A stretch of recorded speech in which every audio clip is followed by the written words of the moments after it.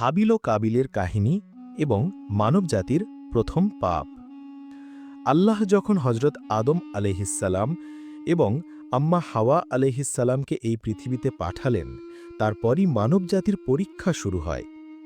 হজরত আদম আলাইহিসসালাম এবং আম্মা হাওয়া আলাইহিসসালাম এই পৃথিবীতে আসার পর তাদের সন্ততি দ্রুত ছড়িয়ে পড়তে শুরু করে। এরপর হজরত আদম আলাইহিসসালাম তার সন্তানদের দ্বীন শেখাতে শুরু করেন এবং তাদের এক আল্লাহর ইবাদত করার আদেশ দেন। কিন্তু ততদিনে তারা ভুলে গিয়েছিলেন যে আল্লাহ তাদের সাথে শয়তানকেও এই পৃথিবীতে নামিয়ে দিয়েছেন। যখন হজরত আদম আলাইহিসসালামের সন্ততি দ্রুত ছড়িয়ে পড়তে থাকে, তখন আল্লাহ তাদের আদেশ দেন যেন তারা তাদের পুত্র ও কন্যাদের মধ্যে বিবাহ সম্পন্ন করে। হজরত আদম আলাইহিসসালাম তার পুত্র হাবিলের বিবাহ এক সুন্দরী কন্যার সাথে দেওয়ার সিদ্ধান্ত নেন। অন্যদিকে হজরত আদম আলাইহিসসালাম তার পুত্র কাবিলের বিবাহ এমন এক কন্যার সাথে দেওয়ার সিদ্ধান্ত নেন যে ততটা সুন্দরী ছিল না। এটি দেখে কাবিলের মনে তার ভাই হাবিলের প্রতি ঈর্ষা জন্মায়, কারণ সে তার সুন্দরী বোনের সাথে বিবাহ করতে চেয়েছিল। এভাবে তাদের দুজনের মধ্যে বিবাদ শুরু হয়। তখন আল্লাহ হজরত আদম আলাইহিসসালামকে আদেশ দেন তিনি যেন তার দুই পুত্রকে আল্লাহর রাস্তায় কুরবানি দেওয়ার নির্দেশ দেন। যার কোরবানি আল্লাহ কবুল করবেন তার বিবাহ সেই সুন্দরী কন্যার সাথে দেওয়া হবে। সেই সময় হাবিল একজন পশুপালক ছিল এবং তার কাছে অনেক ভেড়া বকরি ছিল। সে তার সমস্ত ভেড়া বকরি আল্লাহর রাস্তায় কুরবানি করার সিদ্ধান্ত নেয়। অন্যদিকে কাবিল ছিল একজন কৃষক এবং সে তার নিম্নমানের ফসল আল্লাহকে দেওয়ার সিদ্ধান্ত নেয়। কিন্তু স্বাভাবিকভাবেই আল্লাহ হাবিলের কুরবানি কবুল করেন।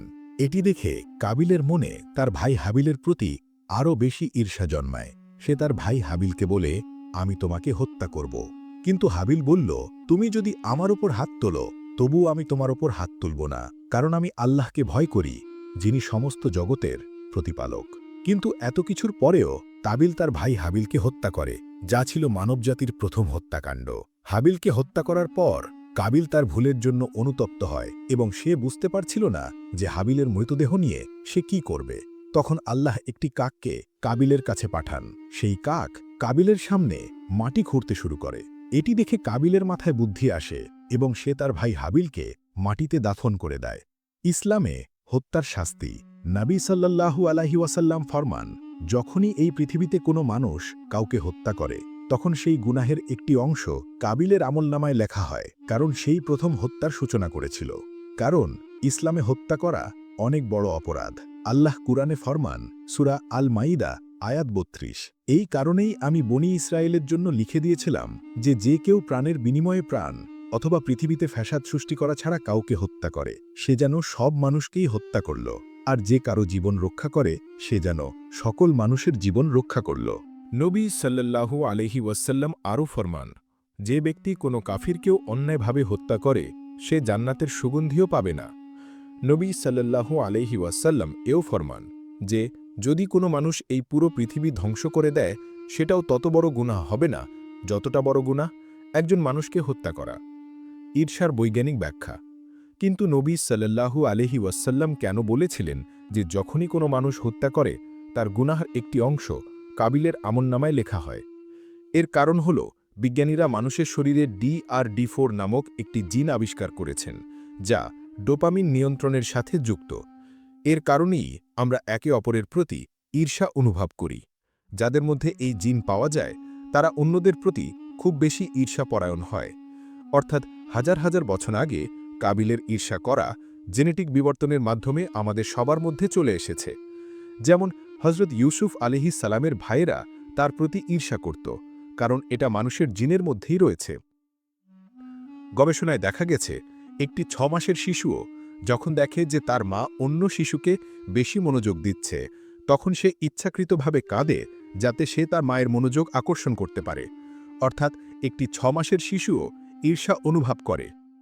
ঈর্ষা করলে মানুষের মস্তিষ্কের সেই অংশগুলো সক্রিয় হয় যা থেকে মানুষ শারীরিক যন্ত্রণা অনুভব করে। অর্থাৎ ঈর্ষা করলে মানুষের শারীরিক কষ্টও হয়। যখন মানুষ ঈর্ষান্বিত হয় তখন তার মস্তিষ্কে কর্টিসল, ডোপামিন এবং অ্যাড্রেনালিনের মতো রাসায়নিক মিশ্রিত হয়, যার ফলে মানুষের হৃদস্পন্দন বেড়ে যায়, উদ্বেগ অনুভূত হয় এবং এমনকি আরও বেশি রাগ হয়। যদি কোনো মানুষ ক্রমাগত ঈর্ষা করে তবে তার রক্তচাপ বেড়ে যেতে পারে, সে হতাশায় ভুগতে পারে, এমনকি তার রোগ প্রতিরোধ ক্ষমতাও দুর্বল হয়ে যেতে পারে। শুধু তাই নয়, যদি কেউ খুব বেশি ঈর্ষা করে তবে তার দৃষ্টিশক্তিও কমে যেতে পারে। গবেষণায় এও দেখা গেছে, যারা বেশি ঈর্ষা করে তারা মিথ্যা স্মৃতি তৈরি করতে শুরু করে এবং মানুষের উপর সন্দেহ করে।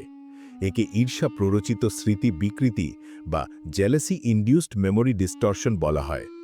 ঈর্ষা থেকে যে ডোপামিন নিঃসৃত হয় তার কারণে মানুষ মাদক ও জোয়ার মতো ঈর্ষা করার নেশায়ও আসক্ত হতে পারে। ইসলামে ঈর্ষা, এজন্যই আল্লাহ কুরআনে ফরমান, সূরা আল বাকারার ১০৯ আয়াত। কিতাবীদের মধ্যে অনেকেই চায় যে তাদের কাছে সত্য প্রকাশিত হওয়ার পরও তারা যেন তোমাদের ঈমানের পর আবার কাফের অবস্থায় ফিরিয়ে নিতে পারে, তাদের নিজেদের পক্ষ থেকে বিদ্বেষের কারণে। কারণ সেই সময় অনেক খ্রিস্টান ও ইহুদি এমন ছিল যারা এই কথায় ঈর্ষা করত যে আল্লাহ তাদের মধ্য থেকে নবী না পাঠিয়ে আরবের মধ্য থেকে পাঠিয়েছেন। এই কারণেই তারা ইসলাম গ্রহণ করতে অস্বীকার করে, যদিও তারা জানত যে নবী সাল্লাল্লাহু আলাইহি ওয়াসাল্লাম আল্লাহর সত্য নবী। নবী সাল্লাল্লাহু আলাইহি ওয়াসাল্লাম ফরমান, ঈর্ষা থেকে বাঁচো, কারণ এটি আমলকে এমনভাবে খেয়ে ফেলে যেমন আগুন শুকনো কাঠকে খেয়ে ফেলে। তিনি আরও ফরমান, শয়তান মানুষের মধ্যে ঈর্ষার মাধ্যমে বিভেদ সৃষ্টি করে। জান্নাতে প্রথম যে গুনাহ হয়েছিল তা ছিল ঈর্ষা, যা শয়তান আদম আলাইসাল্লামের প্রতি করেছিল। নবী সাল্লাল্লাহু আলাইসাল্লাম ফরমান, যদি কোনো জিনিস ভাগ্যকেও ছাড়িয়ে যেতে পারত তবে তা হতো বদনজর, যা ঈর্ষার কারণেই হয়ে থাকে।